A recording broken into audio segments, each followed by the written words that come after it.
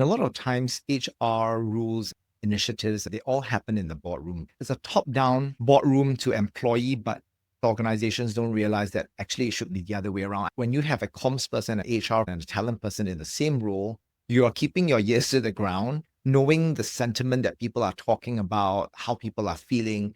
And then when you have these decisions made in the boardrooms, you're that conduit between boardroom and the ground. That's a responsibility I don't take lightly. And culture and brand is so important. They're so intertwined because that narrative that you put out actually also forms the brand narrative that you tell your employees. When I draft internal communications, I always make sure I treat our employees as stakeholders as well. How do we engage them? How do we tell that brand story? How do we build that narrative for them so that they feel like they're not just a company, you're part of a bigger organization, you're part of a bigger purpose.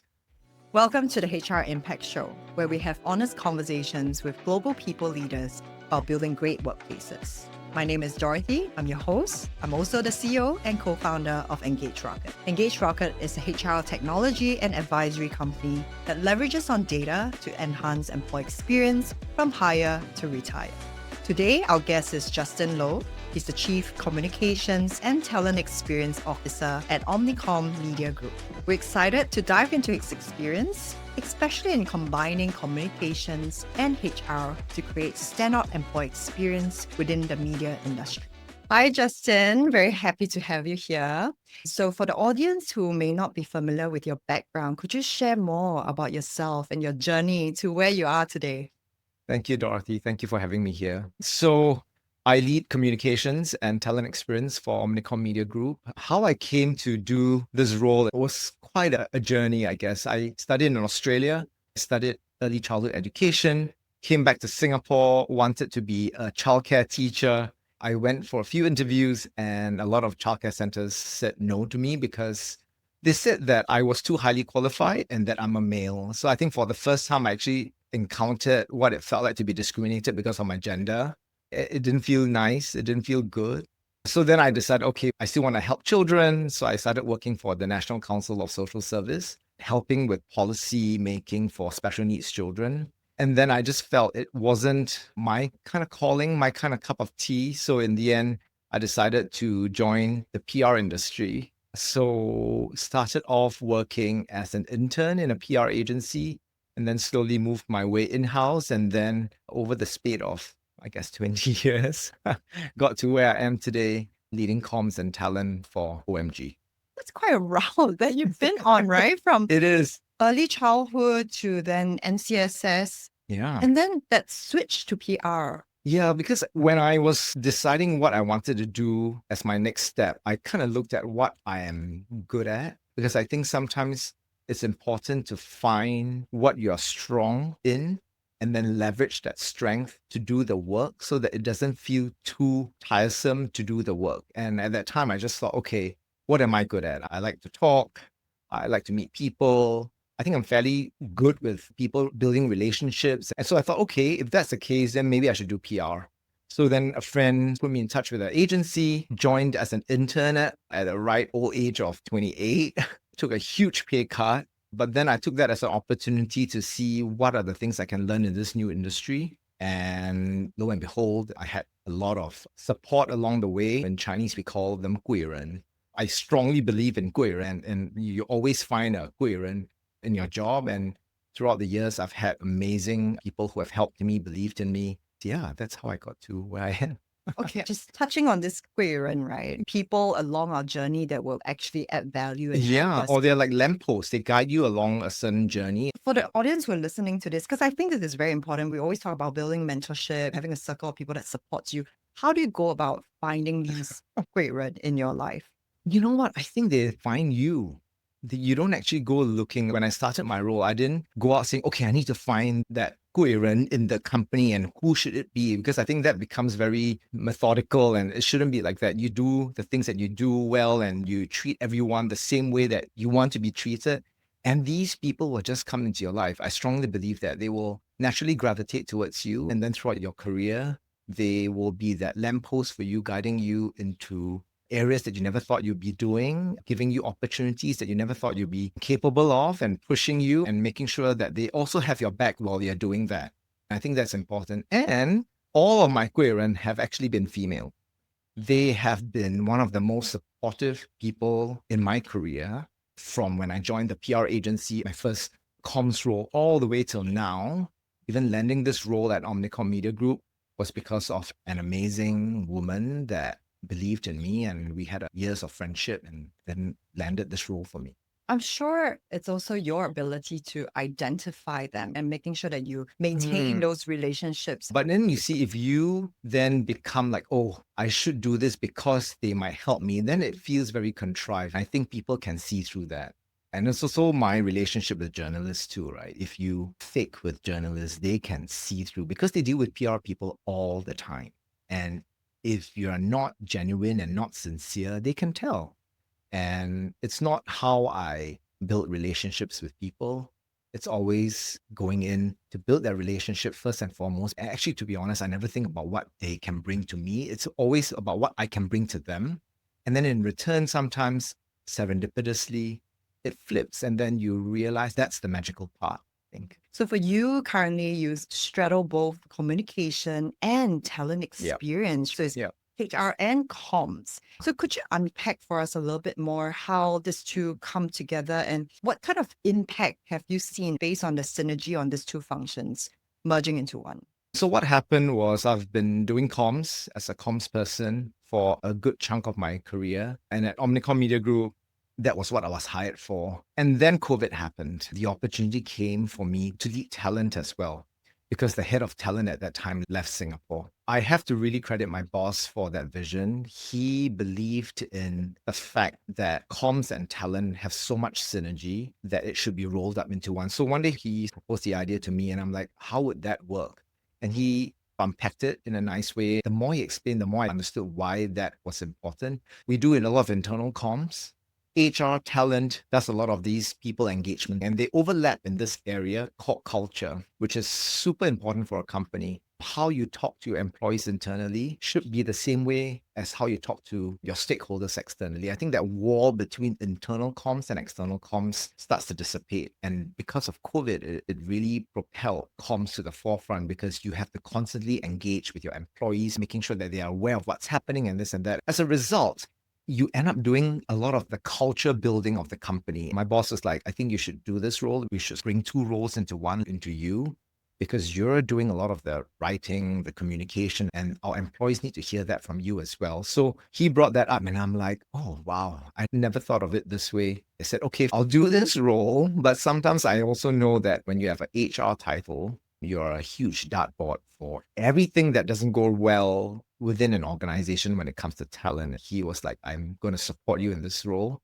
We're going to make sure we set you up success.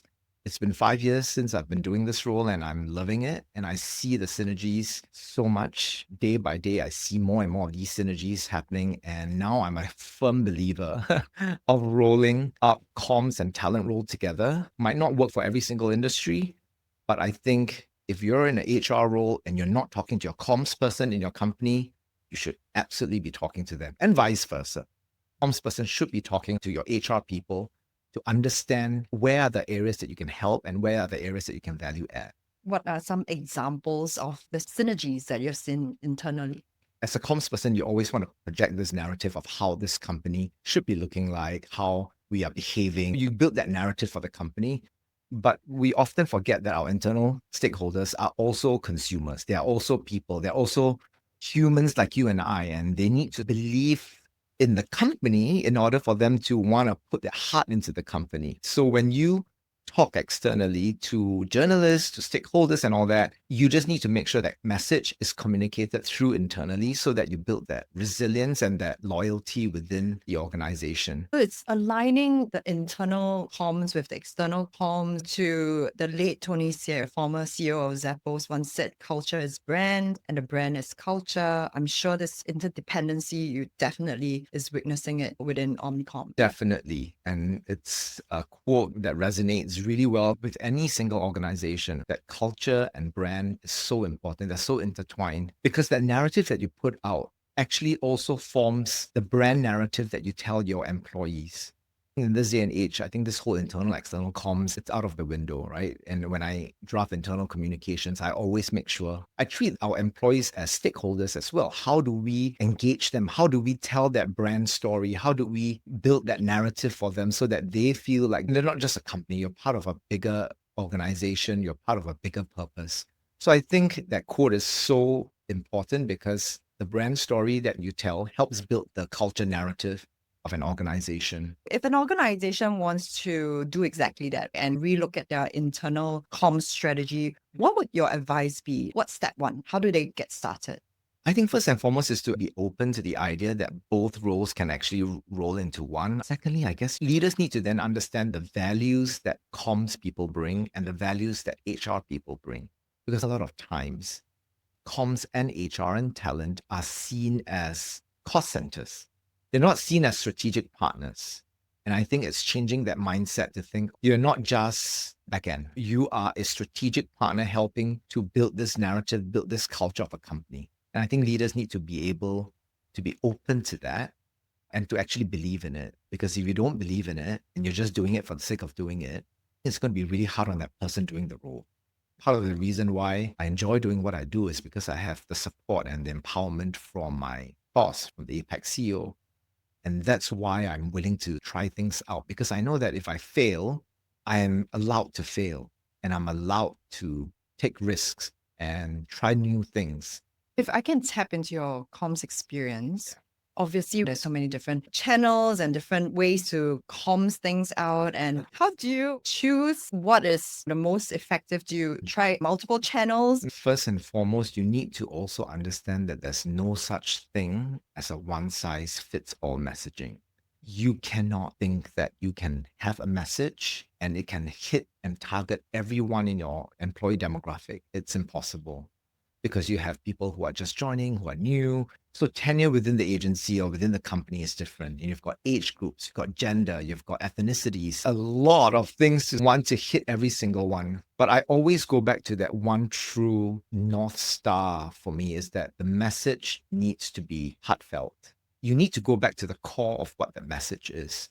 It's not about channels and all that. Yeah, you can have different channels hitting every single employee, but at the end of the day, if your message isn't real, isn't authentic, isn't intentional, there's no human in the message, then it's going to fall flat. Because comms right from the get-go is to make sure that your messaging gets through to the other party. And that one common truth that I feel, can straddle as many demographics as possible is authenticity, that intention, a human intention of wanting to make sure that, hey, this is the message, and we're saying it in a very empathetic way. If it's a bad news or if it's a really good news, you can thump your chest, but in a very humble way too, because people identify with a common truth, which is being real and being authentic. And if organizations can't do that, then what you're going to end up is you're going to have a message that isn't authentic and you're trying to hit every single channel and you can't succeed. It's all going to fall flat.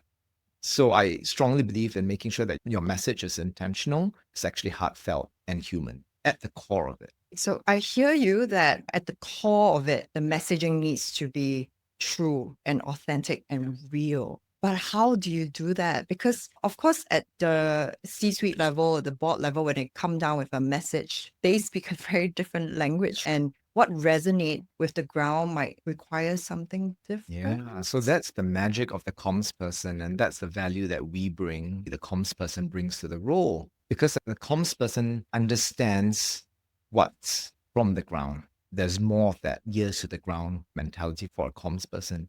And a lot of times, HR rules, initiatives, they all happen in the boardroom. It's a top-down boardroom to employee, but I think sometimes organizations don't realize that actually it should be the other way around. I know it's very cliche. I think every organization knows it, but whether they practice it, that's another story.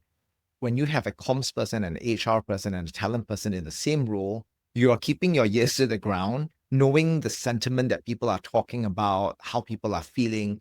And then when you have these decisions made in the boardrooms, you are the one that say, hey, actually, we shouldn't be doing it this way. I think we should be doing it that way because it helps, because this is what employees are saying and things like that. So having that role combined into one is actually very helpful because you're that conduit between boardroom and the ground. So that's a responsibility I don't take lightly because the intention is always a good intention. I don't think any organization actually decide to do something for the employee from a bad place. Or at least I choose to believe organizations want to do the best for the employees. Well, certainly for OMG it is. So when you know what the intention is, you're able to then be that in between and weave in your magic in terms of how you write things, how do you communicate things, so that the intention is actually brought through to the floor. Because there's a lot of times what happens is that the intention is good, but if the messaging is wrong, it lands completely flat or tone deaf. Within Omnicom, there are 5,000 employees within APAC alone.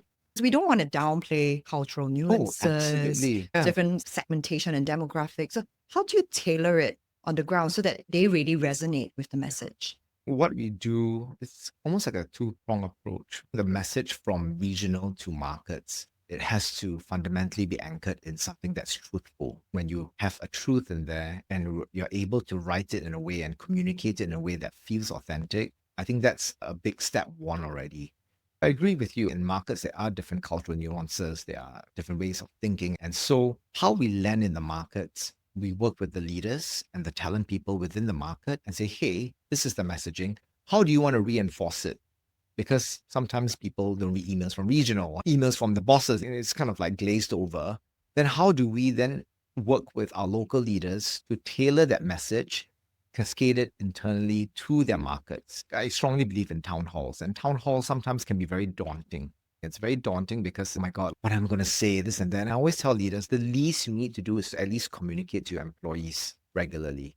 You need to give them that forum to voice up. You need to give them the forum to understand what's happening within the organization. And I think COVID actually helped because at that time, we had to communicate news. And I think employees started listening up because they needed to know what's the latest, what the company's stance is, and things like return to office. How do you do all of that? If I can think of an example. So when we started, we're an organization that believes in diversity and I guess respecting different cultures. And being a gay person, I've always felt very respected. My boss knows that I'm gay. And I never felt like it was something that was against me.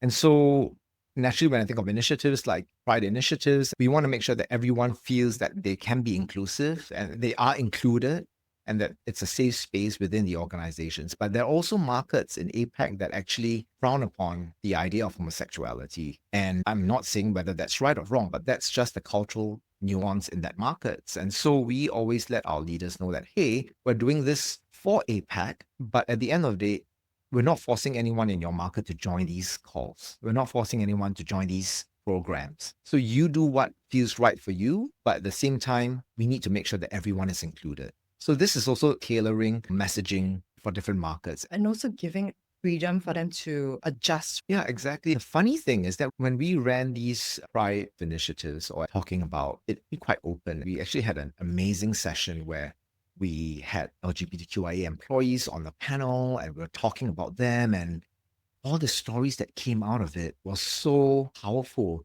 And then when I looked at the attendance later, we saw a lot of people from markets that actually frowned upon homosexuality. They actually tuned in because I think they want to know and they want to understand and learn. And I think that's always a good point to start.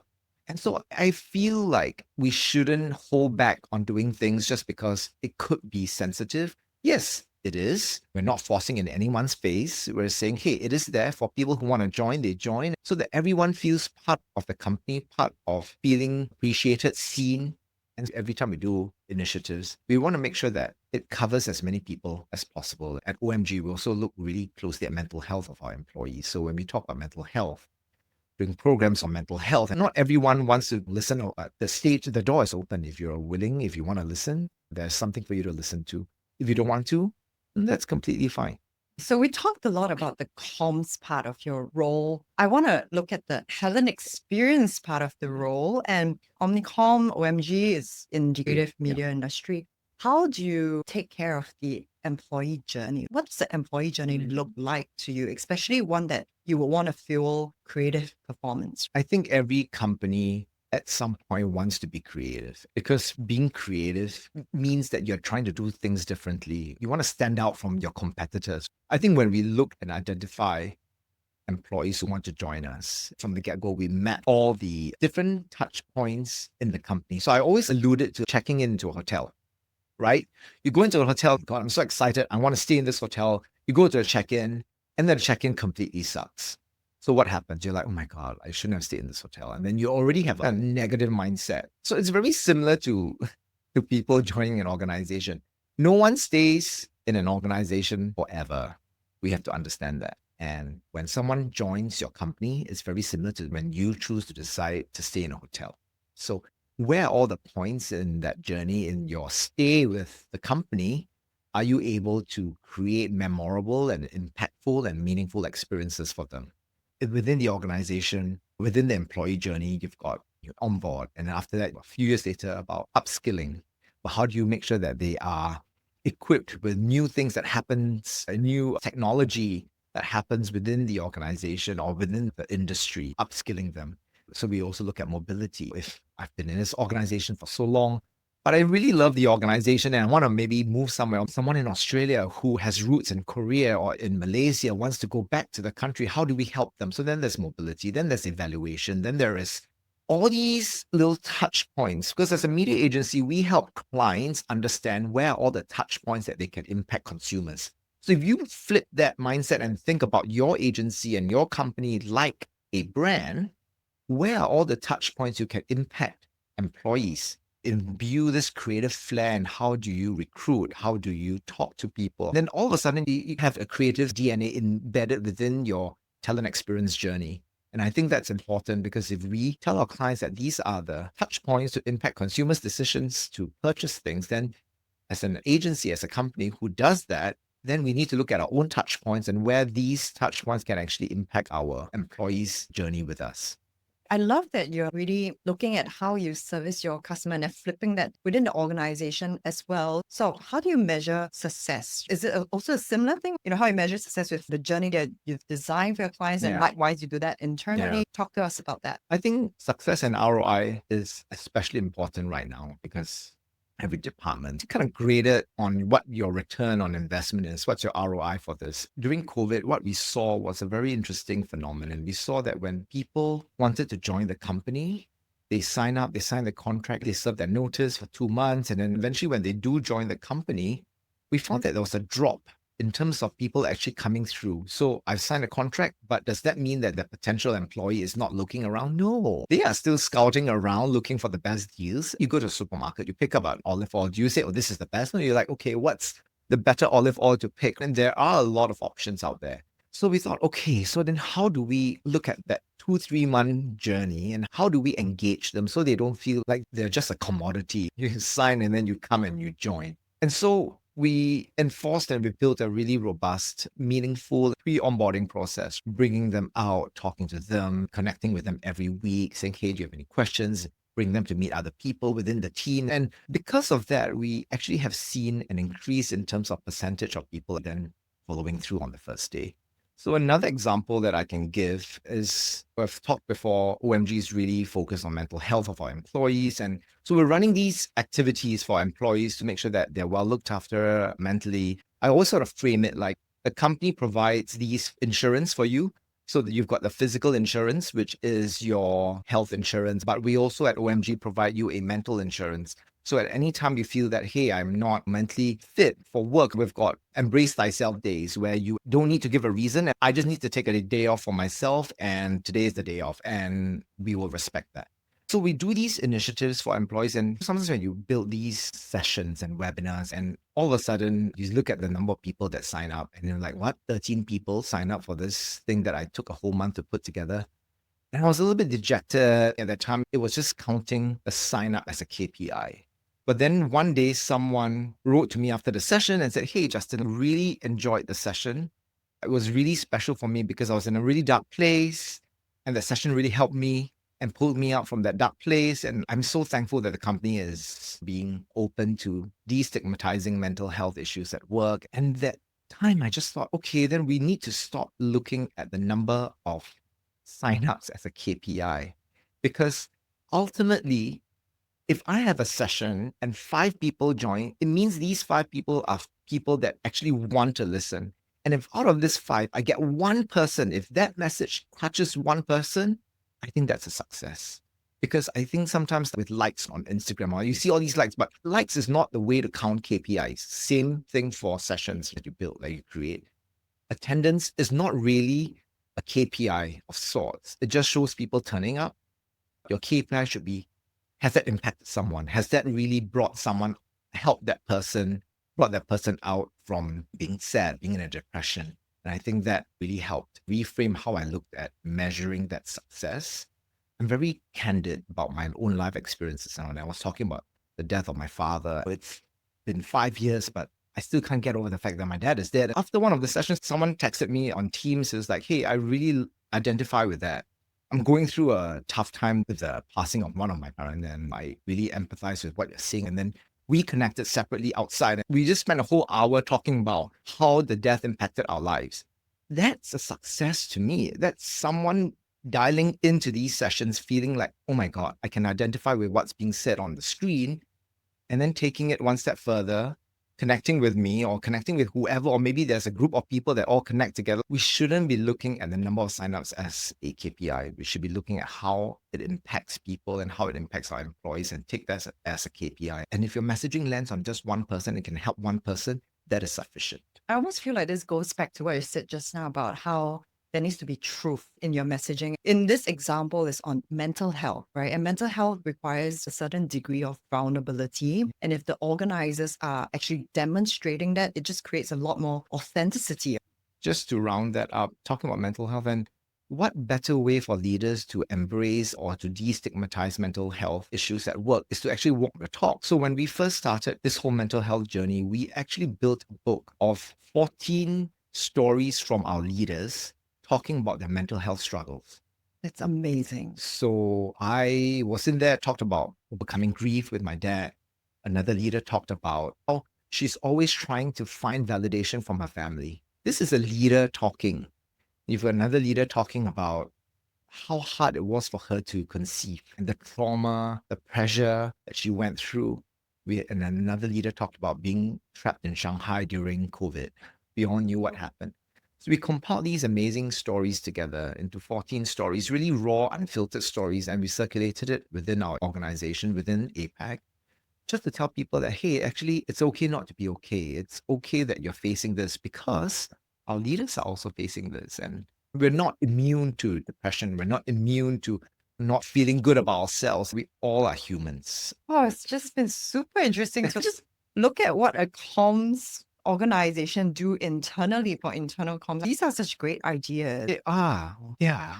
And again, all this is because I'm empowered to bring the meeting points together. So the boardroom wants to say, oh, we need to engage our employees, but then you're also listening, you're kind of understanding how employees are feeling on the ground, and how do we help bring to that point where the both points meet. That's power of comms and talent coming really synergistically together. So for me to wrap up on this topic, how many years in this role already? 5. 5 years in this role? Since 2020. Yeah. I want to ask, in this 5 years, for anyone dialing in that is either in comms or HR or just a leader, what do you think is one most either underrated lever or the biggest opportunity or the lowest hanging fruit that organization can consider embarking on to dramatically improve employee experience? That's a very good question. To be honest, I think for many organizations, it's the middle level, your managers. The managers managing people, more often than time, we ignore that level. And I think we do initiatives to wow people when they first come in. We do initiatives to retain talent when they're jaded and they're like, oh my God, I've been in this role for 10 years and I want to leave. We do all these things, but in between lies this amazing pocket of opportunity, which is your current managers. We do stuff with our managers. Do we do enough? No. Can we do more? Absolutely. But I think if you empower and upskill and really look after this group of your employee base, you're going to see a dramatic improvement in terms of your output, because they're the ones that are managing your troops. And so you need to be able to make sure that the person managing your troops in a good place, that they are well supported, that they have all the skill set that they need in order for them to handle the troops underneath them in that sense. So it's like in a war, your managers are like the people leading the troops to war. And if you have a leader or a manager who is ill-equipped to do these things, you're going to fail miserably. So Can we do more? We absolutely can. I also always refer to managers as the last mile connection between an organization and the employees. And they are such good change agents. Anything you want to roll out, any sort of comms, any initiative, they are your drivers. They are the one that is influencing your employees on a daily basis. In the employee engagement world, we also know one very famous stat, 70% of the employee engagement is influenced by a direct manager. So cannot agree more. And also agree that they are one of the most neglected segment. You know what's the second most neglected segment? It's actually the CEOs, the bosses. It's a very common saying to say that it's very lonely out there. It is. Because when there's a crisis, the CEO needs to be the one that puts on the brave front and say, everything's going to be okay. They are constantly feeling the brunt, the financial pressures, talent, employee pressures, everything comes to them. But they have to put on a brave front. So just curious, what do you guys do for your CEO? So we always have regular check-ins with our CEOs, and it doesn't need to be a lot. Sometimes it's just picking up the phone and say, hey, are you okay? What can I do for you? I know my boss, he travels to all the APAC markets regularly, and whenever he's there, he's always having a one-on-one catch-up with the leader. Because if not, it's just them against the whole world and them against everyone else. So we do these really regular check-ins with our CEOs and say, hey, are you okay? Even I do it in my role. I'll be like, hey, I miss you. I haven't seen you for a while. What's happening in your life? And just connecting on a human level. I still love the last time we caught coffee in wherever that we met. And then all of a sudden you feel like, okay, someone is there to listen. And if they feel that, hey, I want to talk more, then they open up. If they don't want to talk or they feel like, hey, I don't have no time, they'll tell you. Last year, during Thanksgiving, we wanted to take the opportunity to just thank our CEO. So I managed to convince the CFO, like, I think we should buy spa vouchers for everyone. And so we worked closely with the local admins to get spa vouchers. And then on the day itself, we gave all the CEOs a spa voucher. I know these are little gestures. I think it's important to not neglect your managers, and you should not neglect your CEOs, because I think your CEOs face a lot of pressure. And it's true. And you can attest to that. The higher you go, the lonelier it gets. And sometimes they have no one to have lunch with. They have no one to connect with because they are the CEO, they're the boss. And you'd be surprised if you say, hey, let's go out for a meal one day. And then you're able to build that connection, take that business out of it. And then even as a CEO, you get to understand, get to hear what's on the ground. How are people feeling? So I think it's beneficial both ways. Yeah, I absolutely agree, because to your analogy of wartime, you send troops out, you need to make sure that your, I don't know what you call it, like generals? The generals, yes. Is well taken care of. They need to be in a good frame of mind. Yeah. They also need to be taken care of. And I think the mindset with employees is very often, oh, am I getting enough recognition? So it's a lot of expectation downwards. And when problem happens, it's easy to blame upwards. And can you imagine a pyramid all the way to the top, right? As a CEO myself, also, I feel that immense responsibility to always recognize my staff, making sure that I care about them, they're all doing well, but the flowing back upwards is more rare. That's why I said, even if there's a gesture and I'm not ready to talk about it, it's very much I appreciated. think after this podcast, I think your employees will be asking you out for lunch all the time. Thank you for bringing that up. Okay, now I'm going to ask you a question that I ask all of our podcast guests. So if we fast forward 10 years from now, what would the ideal workplace of the future look like to you? And that's a $60 million question.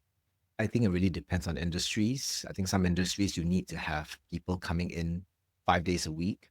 Some industries you can do hybrid rotational stuff. And some industries are like Severance. It's my favorite show these days. We'll come back to Severance in a second. But the idea of a future workplace, again, it's not that one size fits all. You need to look at your organization and look at what actually do you want to get out of it? What do you want to get out of your employees being back at work? In our organization, we have to deal with clients and we have to make sure that we're there for our clients. Can they do this at home? Yes, they can. But do they need to be in the office? Absolutely. Because you can only get good, robust discussions about what to do for clients when you're actually meeting. Back to COVID, this whole online thing, I think at the end of the day, it was helpful for that time. But I think we need to move out of that now because I see the value when people meet and gather together in the office, the discussions that they have, the camaraderie that they build, the relationship that they anchor. You can't do all of this online. It's like you can't actually date online. Yeah, you swipe right, swipe left, whatever it is. But you need to meet to decide whether this is the future that you want to go. You need to meet. And it's the same for a company. You need to meet each other at work and you need to then talk, you need to discuss, argue, You need to build that dialogue and conversation again in order to come up with great solutions for our clients. So it's really dependent on which industry you're in. There's no one size fits all. But the fundamental truth if I take a little step back and think about that future, it has to be a workplace where business performance and humanity are in sync. I keep going back to that human angle because we're dealing with people. People are our biggest assets. They are our biggest assets for differentiation between other companies. And if you don't have that human angle in the company, then it's not going to work. And when you have those again in sync, you can learn to earn trust. You can be more flex. I think there needs to be that meeting of humanity and business performance. And that, I feel, is how organizations will maximize effectiveness in the future. Can I go back to that show that you brought up? Yes, Severance. Oh my God. So when I look at that show, and I just thought, it is amazing because when we look at a show, we laugh at the things that they do. And I don't want to spoil this for anyone, but if anyone's watching Severance, when they hit a KPI, they're like, oh, we're pushing out a fruit trolley for you. And then you laugh at it because you're like, oh my God, what a silly little thing to do. Or when you hit your KPI, we're going to have a little dance jazz session for you. I'm like, that's so funny, and you're laughing at the show. But then when you look at what we're doing at work, isn't it pretty much that too? When someone hits a KPI or you had a 5-year anniversary at work, oh, let's do ceremony. So if you take that and you put it into a show, the viewers will be like, oh my God, that is so silly. Of course, I know Severance, they dramatize it. So the takeaway from that show is that when you do something for your employees, just make sure that there is meaning and it's impactful. You're not doing it just to tick a box that, okay, we've got employees who have been with us for 5 years. Okay, tick the box. We've done this 5-year acknowledgement ceremony for you, because to them, it might not mean anything. So you need to really look at the things that you're doing and put a critical lens to it, and to actually even be open to critique yourself to say, are we doing something like what I'm seeing on Severance and being totally ridiculous about it? And so I'm looking at Severance now. There are a lot of lessons you can learn from that. I think it resonates a lot also because of what Engage Rocket does, right? It's so often don't do things for the sake of doing it. Really think about whether or not it's creating the desired outcome that you want and the intended impact, and make sure that you're also always collecting feedback and data to make sure you're informing, oh, is it working? Is it not working? And what needs to change? Yeah. I think being open to say, actually, I'm not doing this right. How can I change it? How can I make it better? Take that ego out of the equation, because a lot of times when we do things, we're like, oh my God, no, it has to be this way. But that's because your ego is talking. You're refusing to admit that this is wrong. If you take that ego away and you look at this from almost like a out of body experience, is this working? Is this right? And if you say yes, then great. But also have the courage to admit that it's not working and that we should change this. Justin, now we're going to move on to a bit of a fun part of this podcast where I'll ask you a couple of rapid fire questions. Oh, okay. Let's start with a fun one. If your life were a movie, what would it be titled? That's easy. Perfect for the comms person. Everything, everywhere, all at once. Oh. You have to be everybody's best friend. You have to be everywhere where things are happening to know what's happening on the ground. And then you're expected to do everything all at once. So that's a great summation of what a comms and talent person's role is. I think the title of the movie summarizes everything very succinctly. Oh, perfect. I love it. And if you could instantly master any skill, what would that be? I think a lot of times misunderstandings happen when you can't understand other people. Misunderstanding happens because you don't know what the person is thinking about. I'm a firm believer of talking through difficulties. And so the one skill that I really want to master or have is to be able to read people's minds. I think when you are able to read people's minds, you can come into a conversation already kind of knowing what they want, the outcome, and then you can look at, okay, does that align with my outcome? And then how can we get to a common place? So it's not more of knowing what you're thinking about, but I think it's the hazards of my job. I hate conflict. And so when I am faced with conflict, I always want to try to solve it. And so if I'm able to read what's in other people's mind, I can come to that solution much quicker. Oh, the world would be a lot more efficient if we can read each other's mind. If you could have coffee with anyone, past or present, who would it be? It would definitely be my dad, because I am very close to him when he was alive. We had a great time. We had a great run as a family. And to be able to have coffee with him again, it would mean the world to me. And I do miss him. Naturally, that makes so much sense. Final question. What's one thing you wish employees or leaders understood better about HR? I alluded to that question earlier in one of my responses is that if you see HR, talent, and comms not as a support function, but more as a strategic function, that would be my wish for leaders to understand that the value that we bring to this role is so strategic. And it's amazing when you have HR being strategic and your comms being strategic coming together. And my advice to leaders is to be able to see us like a strategic partner sparring with you rather than, hey, it's a support function, just help me activate this. We absolutely deserve the respect because a lot of heart. And to be honest, I think HR people go into this role because they have a heart. Justin, is speaking to you and just looking under the hood of what a comms person would actually do to talent experience and this world of HR. And in a way, I almost feel like this potentially could be the future of what HR could also look like. Oh, thank you so much for inviting me. I really hope that too. And I'm a strong advocate for at least communicating, making sure that your talent and your comms teams are communicating. I'm a huge fan of that. And if you can roll it into one person, one role, you're going to see some amazing things happening in your organization. I agree. Absolute pleasure. Thank you very much, Justin. Thank you, Dot. Thank you. And to our listeners, thank you for tuning in to our HR Impact Show. If you have enjoyed the conversation, please like and subscribe on YouTube, Apple, Spotify, or any of your favorite podcasts. You can also subscribe to our community at engagerocket.co/HR Impact. I'll see you in the next episode.